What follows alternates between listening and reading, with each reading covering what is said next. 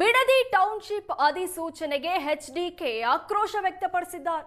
ಯೋಜನೆಗೆ 80% ರೈತರ ವಿರೋಧವಿದೆ. ಆದರೂ ಸರ್ಕಾರ ರೈತರನ್ನ ಒಕ್ಕಲೆಬ್ಬಿಸಲು ಹೊರಟಿದೆ. ಪ್ರತಿಭಟನೆ ಮಾಡ್ತಾ ಇರುವ ರೈತರ ಮೇಲೆ ಎಫ್ಐಆರ್ ಹಾಕಿದ್ದಾರೆ. ಶಾಂತಿಯುತ ಪ್ರತಿಭಟನೆ ನಡೆಸಿದ್ರು ಪೊಲೀಸರು ದೌರ್ಜನ್ಯ ಎಸಗಿದ್ದಾರೆ. ರಾಜ್ಯ ಸರ್ಕಾರದ ವಿರುದ್ಧ ಕೇಂದ್ರ ಸಚಿವ ಎಚ್ಡಿಕೆ ವಾಗ್ದಾಳಿ ನಡೆಸಿದ್ದಾರೆ. ಅವ್ರನ್ನೆಲ್ಲ ಒಕ್ಕಲೆಬ್ಬಿಸ್ತಕ್ಕಂಥ ಕೆಲಸ ಮಾಡ್ತಾ ಇರತಕ್ಕಂಥ ಪ್ರತಿಭಟನೆ ಏನಿದೆ, ಪೊಲೀಸ್ ಇಲಾಖೆ ವತಿಯಿಂದ ಎಫ್ಐಆರ್ಗಳನ್ನು ಹಾಕಿ ತೊಂದರೆ ಕೊಡ್ತಾ ಇರ್ತಕ್ಕಂಥದ್ದು.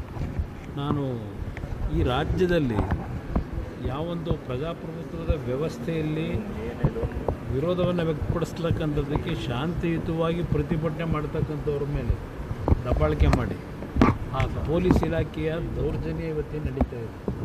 ಅದ್ರ ಜೊತೆಗೆ ಕೆಲವು ರೈತ ವಿರೋಧಿ ನೀತಿ ಅನುಸರಿಸ್ತಾ ಇರ್ತಕ್ಕಂಥ ಜನಪ್ರತಿನಿಧಿಗಳು ಸಹ ಇದಕ್ಕೆ ಭಾಗಿಯೇನಾಗಿದ್ದಾರೆ. ಬಹುಶಃ ಯಾವುದೇ ಅಧಿಸೂಚನೆಯನ್ನು ಹೊರಡಿಸಿದ್ರು ಅಲ್ಲಿ ರೈತರು ಅದಕ್ಕೆ ಒಪ್ಪಿಗೆ ಕೊಟ್ಟಿಲ್ಲ.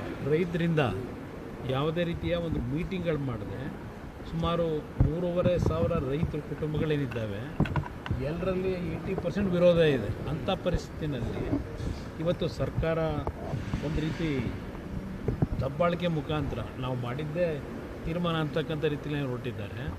ಇವತ್ತು ಹಲವಾರು ಪ್ರದೇಶದಲ್ಲಿ ಡ್ರೈ ಲ್ಯಾಂಡ್ ಇರ್ತಕ್ಕಂಥ ಏರಿಯಾಗಳಿದೆ. ಅದನ್ನು ಇವತ್ತು ಐಡೆಂಟಿಫೈ ಮಾಡಿ ಏನು ಬೇಕಾದರೂ ಅಭಿವೃದ್ಧಿಗೆ ಇವತ್ತಿನ ಸಮಸ್ಯೆಗಳ ಪರಿಹಾರಕ್ಕೆ ಜಾಗವನ್ನು ಹುಡುಕಲಿ. ಇಲ್ಲಿ ಯಾರು ರೈತರು ನಿಜವಾಗಿ ಇವತ್ತು ನಿಜವಾದ ಕೃಷಿಯನ್ನು ಮಾಡ್ತಾ ಇದ್ದಾರೆ, ಇವತ್ತು ಅಂಥ ರೈತರನ್ನ ಒಕ್ಕಲೆಬ್ಸೋದ್ರಿಂದ ಇವತ್ತು ರಾಜ್ಯದಲ್ಲಿ ರಾಷ್ಟ್ರದಲ್ಲಿ ರೈತರಿಗೆ ಇವತ್ತು ಬೆಂಬಲ ಕೊಡಬೇಕು ಅಂತಕ್ಕಂಥದ್ದು ಒಂದು ಕಡೆ ಹೇಳ್ತೀವಿ.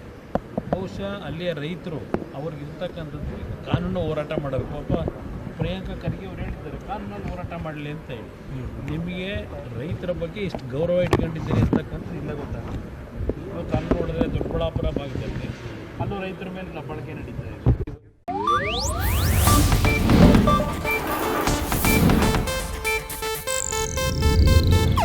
ಇದು ಏಷ್ಯಾನೆಟ್ ನ್ಯೂಸ್ ನೆಟ್ವರ್ಕ್ ಪ್ರಸ್ತುತಿ.